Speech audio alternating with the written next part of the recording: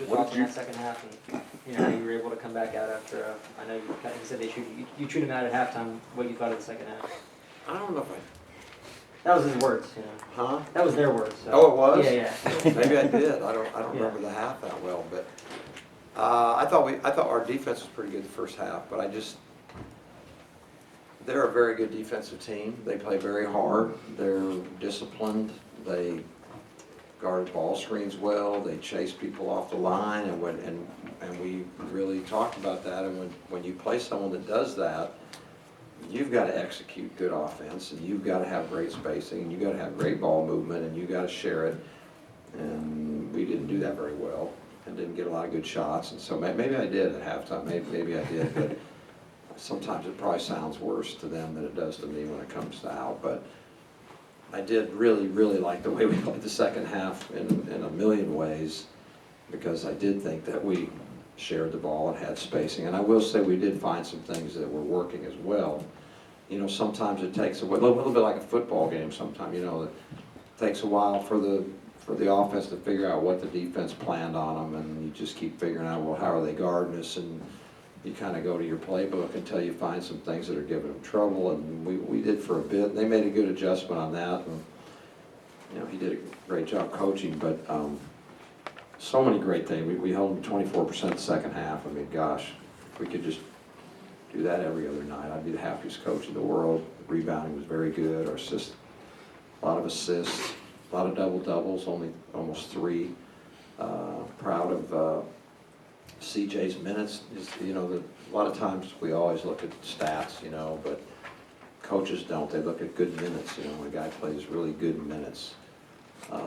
Thought Isaiah J.C. did some good things. We started him tonight, and that was positive. I was glad to get Charles. Charles is a very good player and an offensive weapon as he gets more confidence. So, it was a good night in that respect. Ferran had not practiced, and he didn't practice Thursday, Friday. Today, I came to the game thinking he was not playing. I got some back spasms and tightness. Didn't do shoot around, so I thought we were going to be without Everett. Everett's out, obviously. I thought we were going to be without Ferran as well, and he got it loose enough. And we literally with 20 minutes on the clock in warm-ups before was when he felt like he could play. So you get 10 points and 8 rebounds and you don't feel very good. That was a pretty good performance too. But how do you not talk about Tyson? I mean, my gosh, what a performance! Fantastic. So I'm happy for him. He's been struggling a bit. We needed him to bust out of that, and so it was a really good day for us. When you talk about his last few games and then the breakout in the second half today, did you and your staff talk to him, change anything, counsel him, or just sort of leave him alone and let him work his way through it? I'm more of a leave alone. That's just kind of, I think you start getting guys dwelling on things too much. I mean, he knows he's a great competitor. Certainly don't have to tell him, and I always wonder, what are you going to really say? Other than we do talk about, hey, the way to come out is make sure you get good shots, make sure you're playing harder, and lose yourself in the game on defense and rebounding. That's always been my answer. When things aren't going well in the offensive end, lose yourself on the other end and forget about it, and then it just somehow always comes back. But if you're really thinking about it, but again, the more you talk about it, think about it, the more they're going to think about it. So I like to just, mention it a little bit, but try to stay away from it for the most part. You talk about this team's mettle a lot, and you also focus on just how much they fight. And this second half really defines what you've been preaching. Well, it defines the team that I love. Sometimes they're not the team that I love, and they know that. They were certainly not the team that I like in the second half of East Carolina. And I always say that I don't want to take anything away from East Carolina. Played very well. So it wasn't the fact that we lost, or it was just the way we played, and you just, as a coach, what you want is you want fighters and when you're in a conference season, you look at our league right now. How many games are we in? 6 games? I don't know how many we're in. I can't keep track. 5. But some people have played 6, right? 6. Yeah. So we're almost a third of the way, and it's just like, there's a lot of people getting beat already. You know, there's a lot of beating up on each other. And when you know you're in that type of a conference that's that even, you're gonna have to be incredibly tough-minded, tough physically. You're gonna have to get lucky on injuries, illness, but you're gonna have to have tremendous fortitude. And so that second half, that's what you're gonna have to do. And can we do that for another, what, 13? We played 5, 6, Played 5. 5. I don't know, Rex. But you know, we're gonna have to do it that's it. And if you don't, you're not gonna finish where you want. And if you do, you got a chance, because not everybody's gonna do that. But I can tell a number of them are in our league. A number of them are gonna fight for this thing. Was that your best half of the year? Maybe. Maybe, yeah. Ironically, we played awfully well at East Carolina in the first half. We did, both ends, just both ends. Execute on offense, shared it, defense, really good, on point on so many things. But that was, yeah, at least off the top of my head, that was pretty good half. What was Everett have? Pardon? Everett, what's he out with? Not exactly. It's maybe patella. It's knee related. I don't think it's serious in terms of long run, but they wanted to hold him. They think it's day to day, but I don't know if that means tomorrow. So I don't know all the details right now. I basically just found out. I mean, because he's in the rotation, so how does it kind of change, you know, if, like how you might, you know, use Isaiah or 7 other guys go smaller? I mean, what does it kind of mean for you? Yeah, you know, the security, well, like I said, when I came to the game tonight, literally a couple hours before, I thought we're gonna be without Everett and Ferran. There's 2, now we're back to days of old where we got 7 and 8 guys, you know, and you got a whole other feeling of foul trouble. You know, now all of a sudden all those things come into play. So, you know, we need him to get healthy. We need Isaiah, JC to keep developing, you know, and playing good minutes. We need that to happen. Everett's been, to me, getting better and better, exactly like he did his freshman year. He's a little bit of a slow starter, and then he just kind of comes on, and, you know, ironically tonight, you know, is the time he gets injured. A couple of years ago when he got injured, I was getting ready to play him more, you know, but it's difficult because we have some numbers, so it's a real puzzle for me. But Everett's an important part, and I hope he gets healthy quickly. But it is a puzzle sometimes every night because, you know, we have a number of guys that are deserving of minutes, and you don't want to just become shuffling guys in and out, and then no one really gets their rhythm. That's the challenge for me with our personnel. You said you learned, 20 minutes before tip-off that Ferran would be able to go. Why not start him while he's warm then, rather than bringing him off the bench? That's a great question. The reason is because in the Georgetown, well, before we played Georgetown, we had about 3 guys that really didn't practice the 3 days before Georgetown. And I forget why, illness, sprained ankle, this or that.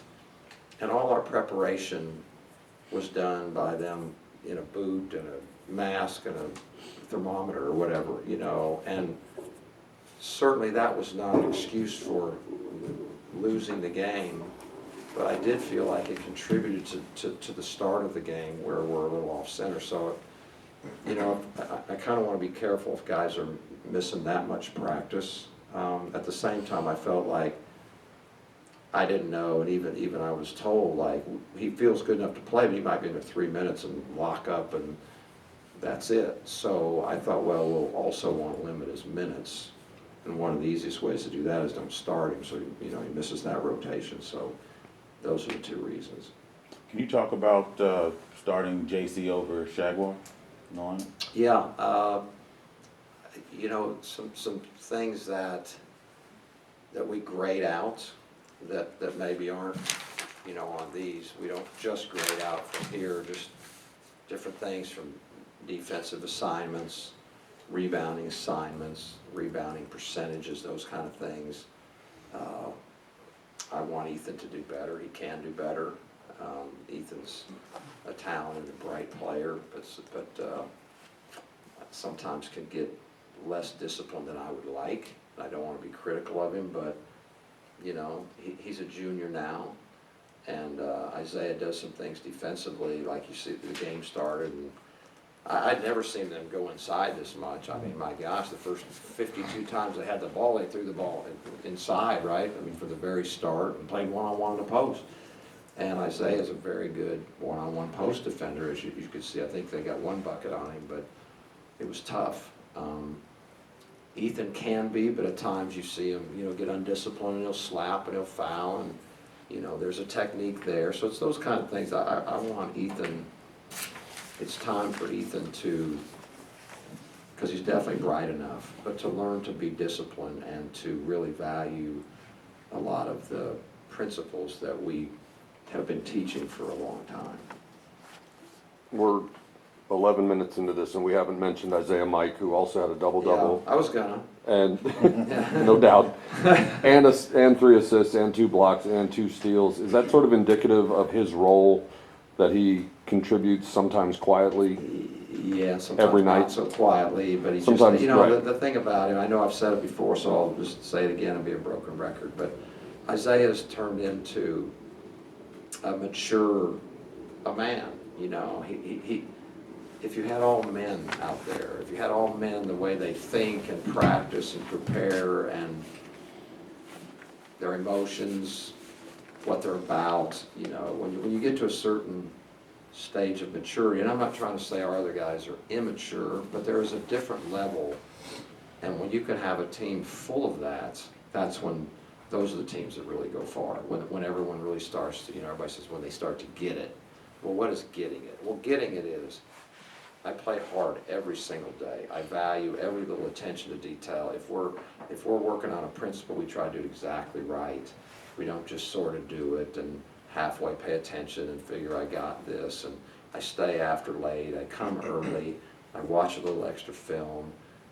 When the game comes on, I'm the one talking the most on the floor, making sure that we're all together.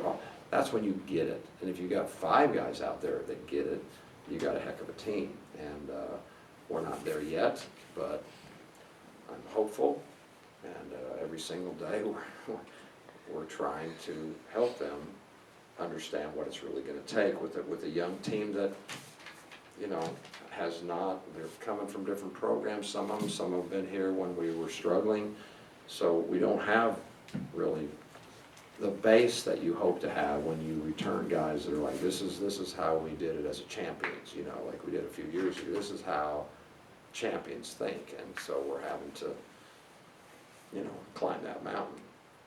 You guys had 15 offensive rebounds tonight, but they came from a lot of different guys. Against a team like Temple that's very good defensively, do you think that was kind of a sign that you, as a whole, embraced the challenge of a Temple and the physicality of a Temple? Yeah, and we have been, you know, one thing we do a number of things very well. One thing that we do well nationally is offensive rebound. And one thing they do very well is defend. And so it was a big emphasis going into this game that, you know, we're probably not going to shoot an unbelievable percentage against a great defensive team. So we felt like we had to steal a number of extra shots, which it turns out we really did need to do that. So that was, I thought, a very important part of the game tonight. But it has been something we do well, and we're trying to get to. Tonight was great.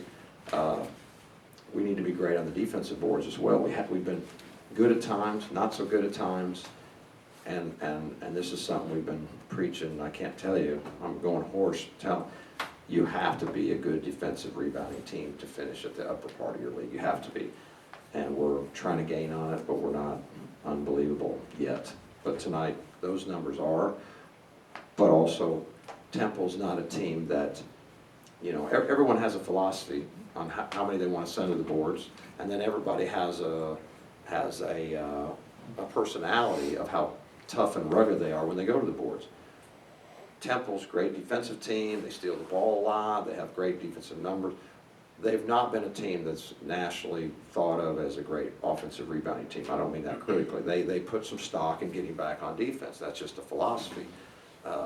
We have to be great defensive rebounding against the teams that their philosophy is we're going to go crash the boards, like us. You know, we're going to go crash the boards, and we have to be good great against those teams at blocking out and keeping their percentage of shots they get back to a minimum. Temple has had sort of a miserable time against zones this year. Yeah. Is that, were you tempted sort of to go back to playing zone? Well, again? yeah, well, if you, that's a great point. Absolutely, and you are exactly right. That's what they've really struggled with. So we went crazy, and if you noticed, we zoned on out of bounds plays under. That was our. Oh my gosh, we're gonna go crazy in this game and play zone. So we were probably in it 5 times the whole night, and then at the end we did it once, but yes. And if things had been going poorly, we were prepared. We've been preparing for 2 days to play some zone. It's not something, as you know, we've done much, but you're exactly right. Now, I will tell you this, and this is with our other coaches. Well, they've really struggled with zones, but you know what? The zones they struggled with were Tulane and Tulsa. Their zones, right? Well, their zones, they both play unorthodox, if that's the right word, not common matchup zones. They're not the normal 2-3 or 3-2 or 1-3-1. It is a matchup zone that morphs and is difficult. It's difficult to attack those, and obviously Temple has not found those answers. So I also want to be careful to not just say, well, look what they do against Tulsa and Tulane, and think that, we do have a pretty standard zone. Think, well, for sure that's going to be the cure-all. So that was another part of it, to be honest. But that was definitely our plan B tonight. I think it was Sam asked Kendrick and Tyson, do you feel like you owe East Carolina one? And before the question was even finished, they both said, can't wait. Do you worry about your team being too eager or too hyped up at the start of that? No, I like them to be eager. And the only time I ever worry is when they're not respectful enough of the opponent. And I have a feeling that we, at halftime, thought we weren't respectful enough of East Carolina there. And just because we're going to be all ready doesn't mean we're going to win the game either. I mean, they went to Wichita State, and inside of a minute, it was a minute 10, I think. It was a 1-point game. So just because we're going to be all ready, but I hope, I'm not worried about them being, they need to be very, very ready to play that game.